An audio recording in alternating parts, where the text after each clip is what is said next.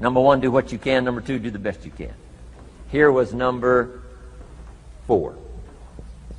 Results. Results. Every once in a while, you got to take a measure, see how you're doing with these 3 pieces: philosophy, attitude, activity. Now we take a measure called results. What is the results at the end of the day, the results at the end of the week? You can't let too much time go by without checking. When time goes by, 6 years I'd been out there working when I met my teacher, Mr. Schoaf. Schoaf said, well, Mr. Rohn, let's just go through a little summary here. He said, in the last 6 years, how much money have you saved and invested? Let's go through a little tab list here. How much money have you saved and invested the last 6 years? I said, what? 0. He said, you have messed up. You remember these notes. I like that. You've messed up. He said, who sold you on that plan? I thought, my gosh, the man's right. I'm a nice guy. I bought the wrong plan. What if you were 50 and broke? Right? Didn't need to change countries. Bought the wrong plan. What a sad scenario that would be. But Schoaf said these questions. Let's go through some results. He said, how many books have you read in the last 90 days? I said, what? 0. Wisdom of the world available? Change your life, change your future? Wisdom of the world available? Develop any skill you want? Earn the kind of income you want? Have all the treasures you want, equities you want, relationship with your family that you want, everything that you want available, and the wisdom of the world to help you get it? Haven't read any books in the last 90 days. My teacher said, Mr. Rohn, you have messed up. I'm telling you, you've got the deal. Schoaf said, Mr. Rohn, in the last 6 months, how many classes have you taken to improve your skills or to develop new skills? Go for the American dream. Become rich and powerful and sophisticated and healthy and influential. How many classes have you taken in the last 6 months? I said, how many? 0. He said, you have messed up. He said, you don't need to unmess the country. You don't need to straighten out the perplexed. You don't need to straighten out any of this stuff. All you've got to do is look within and let results teach you a great deal about your own activity, your own attitude, and your own philosophy. I went through that process. Take this phrase home. Results is the name of the game. What other game is there? Results. Here's all life asks us to do. Make measurable progress in reasonable time. Just take home that little phrase. Good phrase. We're asked in life simply to make measurable progress in reasonable time. We demand it of our children. How many years do you want your child to spend in 4th grade? Approximately. About 1.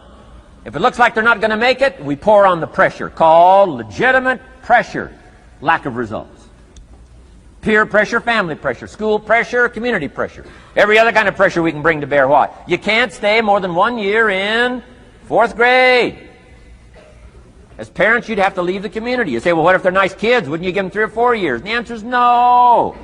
You got to make better progress than that. So you got to check fairly often. Some things you got to check every day. Some things you got to check at least by the end of the week. Salesman joins this little sales company. He's supposed to make 10 calls first week.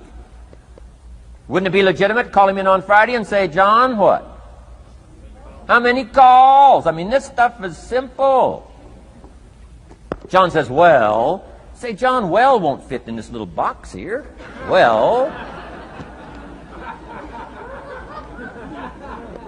Now John starts with a story. You say, John, I made this little box so small so a story won't fit. I don't need a story. I need what? A number. A number. What will a number tell me? Everything. John's supposed to make 10 calls. What if he made 20? You say, wow. Wow. We got somebody. What if he only made 1 call?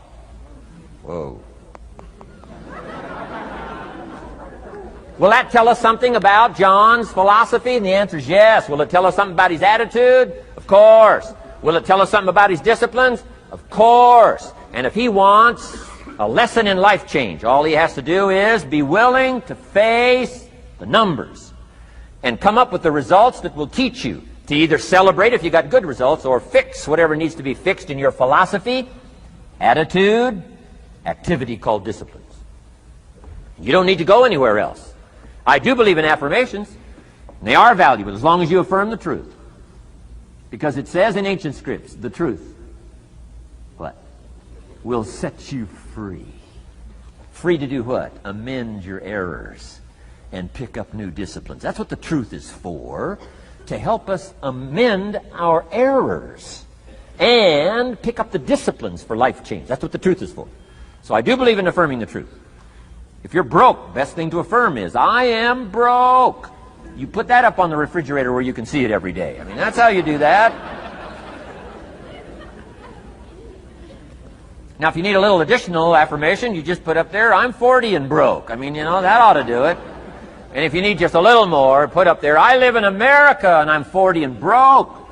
That's enough to turn your life around. It says, hey, something is wrong. Somewhere I have messed up. And I'm telling you, if you'll start with that, it's called the process of life change, and it doesn't matter how small the process is to start. One discipline starts it, and then one discipline feeds another, and the first thing you know, you've got this whole cycle in an upward positive motion. And it's called life change. It's called income change. It's called health change. Relationship with your family change. Equities unprecedented that you can have in numbers that will stagger the imagination if you do not curse what's available and start amending what's possible to get the results that you want. I don't think I can put it in any better language. That's it. Kids can do it. Teenagers can do it. Parents can do it. Managers can do it. Right? Government officials can do it. Anybody can do it. Anybody can do this stuff called personal change. Wow. Results is the name of the game. Success is a numbers game. Good note to make. Success is a numbers game. You got to go for the numbers. You got to understand what the numbers are. How many pounds overweight should you be at age 50? Approximate.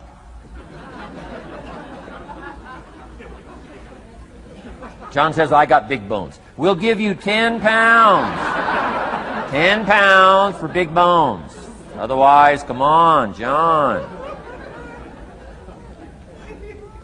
20 pounds, 25 pounds, shouldn't we turn on the caution light at work and at home? Blinking caution lights. And this is what's that caution light? So John's up about 20, 25 pounds. We got the blinking light going at home, got it going here at work. To remind him what? Wrong numbers.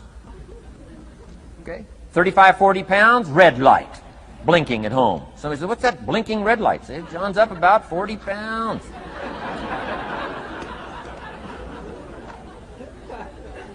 50 pounds, we got the siren. What's that siren at home and at work? John's up about 50 pounds. Cholesterol, almost out of control. Come on. Success is a numbers game. I'm asking you to be mature enough to start checking your own numbers. How many books have you read in the last 90 days? Transform your life. Become cultured, powerful, sophisticated, healthy, influential. All the rest of the stuff you want. How many books? How many classes? How committed are you to taking what's available and turning it into equities unprecedented, since we live in a country that there's been no such country in the last 6,500 years? If you'll pick up that process, ladies and gentlemen, I'm telling you, it's called life change of the best order.